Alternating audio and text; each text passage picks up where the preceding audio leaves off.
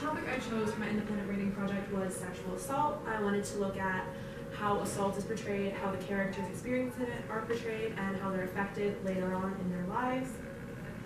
This is a topic that I care a lot about, and I think it needs to be talked about more, and the way that it's portrayed in books and in media has a big way on the way it is viewed by the public. The first book I read was The Way I Used to Be by Amber Smith, and the story begins with the main character Eden being raped by her brother's best friend.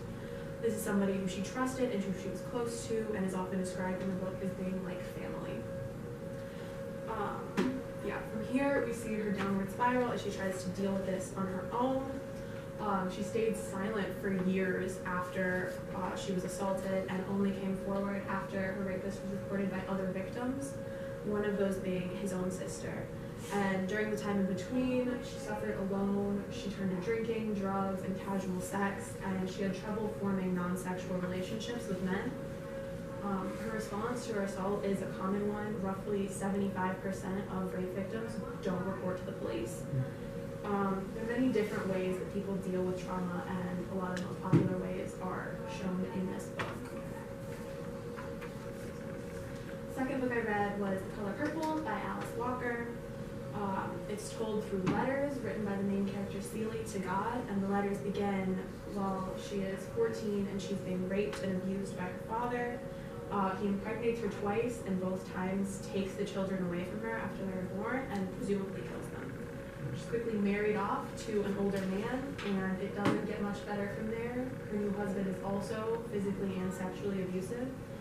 Celie knows nothing other than being abused, and she even advises her stepson to beat his wife in a moment of jealousy over her strength, and she fights back and is confused why Celie doesn't do the same thing. Other characters often comment on how passive Celie seems to be and don't understand that this is caused by her lifetime of abuse. She also confesses that she has never enjoyed sex and often refers to it as her husband doing his business. These characters both had the experience of being raped at a young age by people they trusted, and they both stayed silent for years after it happened out of fear. However, this is the extent of their similarities, as the rest of their lives and their means of coping are very different.